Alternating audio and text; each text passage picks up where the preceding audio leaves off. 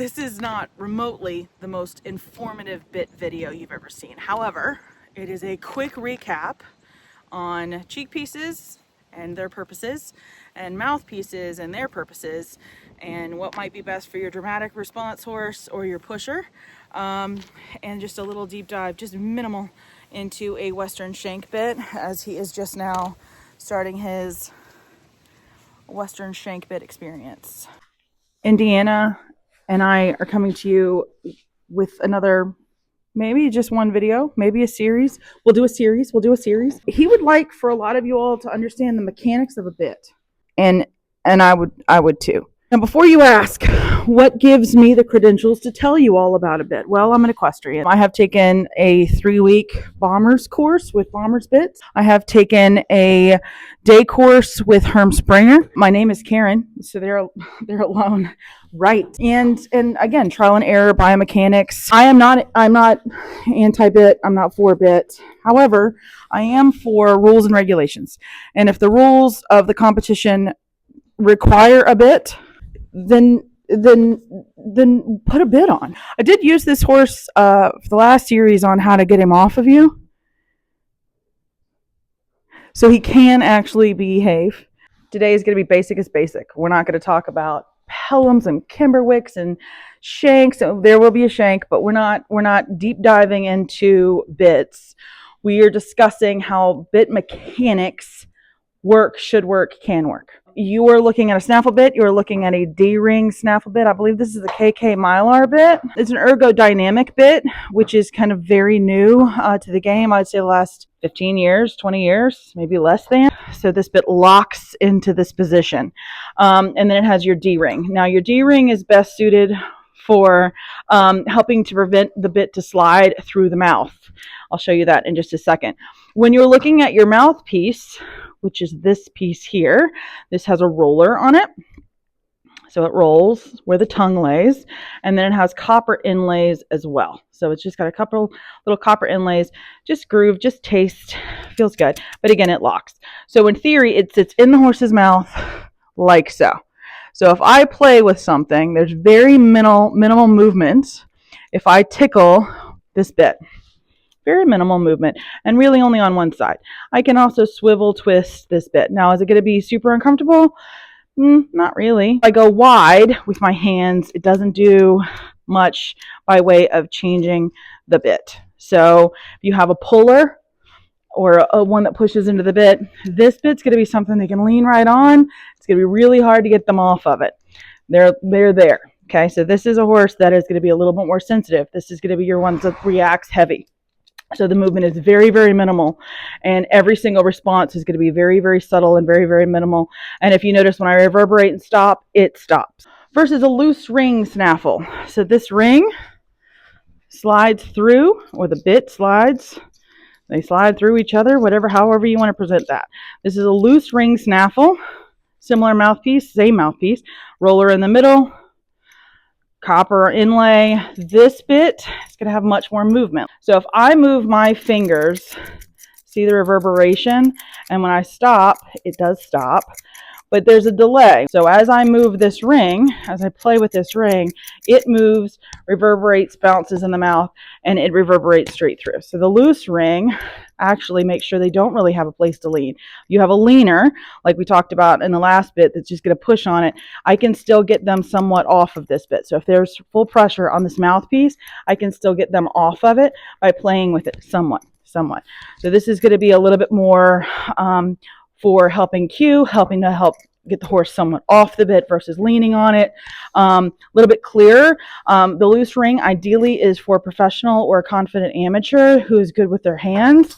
Your D-ring or your affixed bits, cheek pieces, are going to be more for your beginner novice rider who might, use their hands still for balance, and that ring is not going to have a huge effect on them. Plus, if you're still steering this way, a full cheek or a D-ring is going to slide through the mouth. I'll show you what that means. I thought maybe I'd show you how to put it on. I always put my hand in between the ears, over the ears, and I hold it. And then I open the bit with my fingers. And then as he puts the bit in his mouth, my fingers are still out of the way, I might put my thumb in the side of his mouth. I'm going to pull up on this. And for those of you all who are still being ginger with their ears, they love you, they appreciate you, they've already left the barn while you're trying to put their ear in correctly. When you're talking about how the bit mechanically works on a rainy day, that's why we're inside, and I go to steer and slide this bit across his tongue, this side of the bit pushes against his mouth and brings his head around. Good boy. Same scenario this direction. If I were to pull out with this hand, this bit just opens and slides around. Good boy. Back up. And again, if you have a pusher, they can push beautifully on this bit. So then we go to the loose ring. Good boy. When you have a loose ring bit, you always want to measure a little bit bigger than your other mouthpieces, because the loose ring, to be able to maneuver, is going to be a wider set bit. So the cheek piece is at the end of the mouthpiece, whereas I give enough room for his mouth there. So this, if it rolls, doesn't pinch him. Same scenario, if I want to guide him over, notice the movement already on that bit. I'm just going to play with him over. It doesn't have a huge effect, but it has a minimal effect in this direction. Same thing here. Can I get you straight first? If I want to guide him out, it doesn't really have an effect on the opposite side of the bit. Make sense? Hopefully. And if you notice, they play with it a little bit more. This bridle's set a little lower. I think it's set for his brother anyway. It's just a demo right now. Thank you, sir. Thank you. This is what we call a shank bit. She's laughing behind the camera. This is one of the most mild. We actually brought it into the conversation in Oklahoma at Western Dressage Worlds because he was getting a little bit too strong as he came into his own. This is going to have a chain so that as we engage the bit, the chain will help kind of guide the jaw. This has a small port in the middle, and it is a broken bit. So all of this can maneuver. The port is going to be here. With Gypsy Vanners and Friesians, we don't have to cut their chin hair or trim it. With anything showing USDF, we don't want to cut any of the muzzle hair. So if you're seeing any hair, legally the Vanners and the Friesians want to see some chin hair. I do tend to cut it in the summer. That's up to Ryan what she's going to do this winter. So we're going to look in his mouth as best he'll let us. Show you how this is laying in his mouth. And he's not going to let us see it. So it's, again, that port is laying up. Can you show me again? You show me again? Thank you. Thank you. So again, it's very mild in his mouth. When we engage this bit, we're going to go up with this bit. Up is going to lift the shank and engage the chain. It's also going to make that port start to play a little bit on his tongue and on the roof of his mouth. So we go up a little bit and then over a little bit. And up a little bit and over a little bit. But you see, it's very minimal movement that we're experiencing, and he can still kind of maneuver. This is the next step for Western stuff that we're doing to help her be able to ride one-handed later, to help him be able to be a little bit more competitive, a little bit more stable in the bridle, a little less pushy.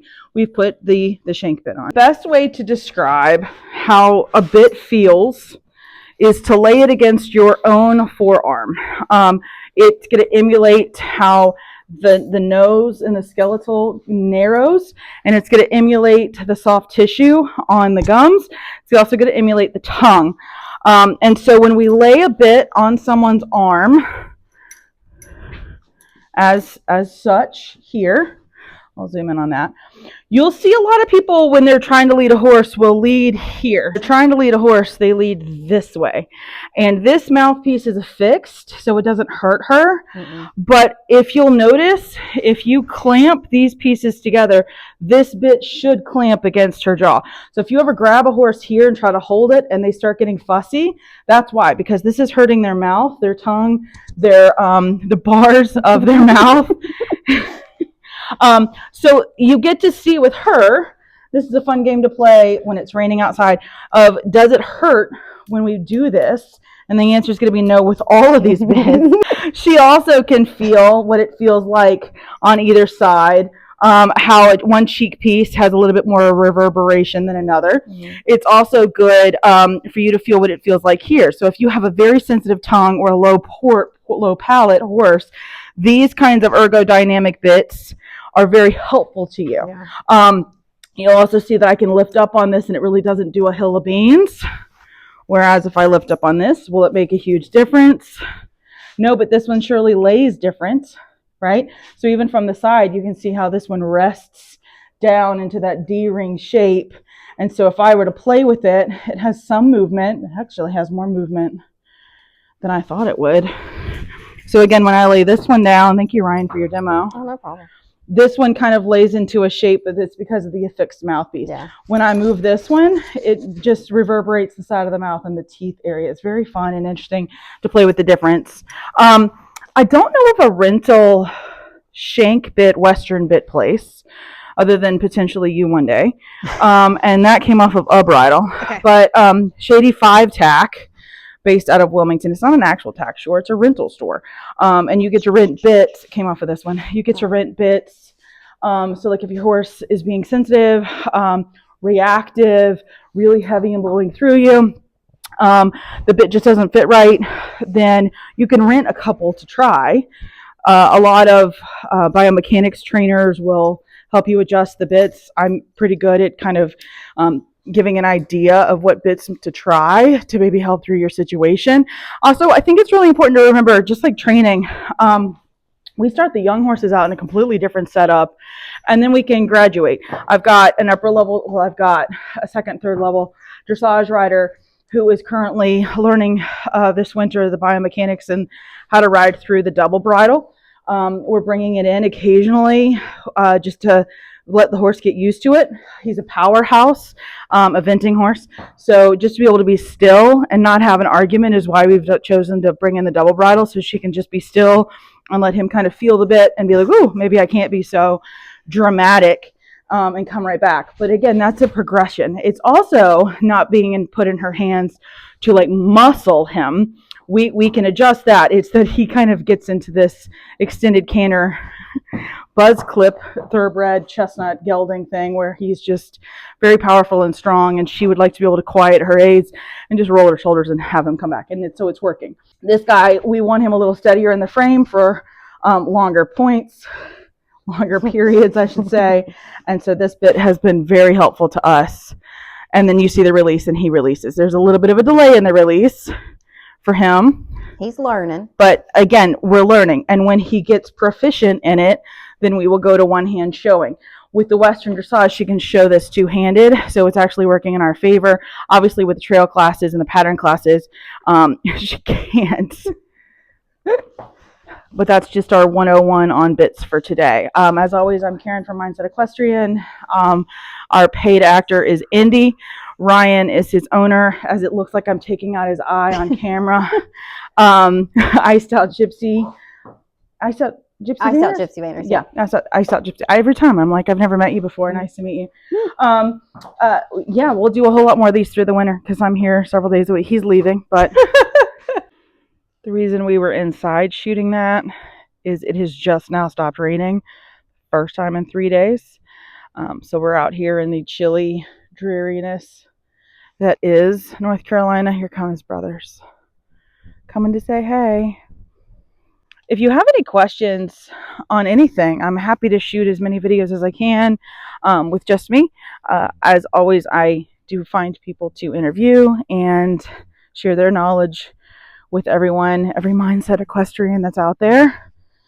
You have any questions, just let me know. We'll add on to it. I know this wasn't like the bestest video, but there's so much to talk about regarding bits, snaffle bits, side pulls, Western bits. There's so much to chat about. GG, Diamond Jimmy. Another Gypsy banner. Buddy, Jimmy! There you are. It takes a minute. It takes a little bit of a delay, but we got you. All right, let's see if she's on. Not yet. I don't know, the step stool's down there. We'll get this in before the rain comes.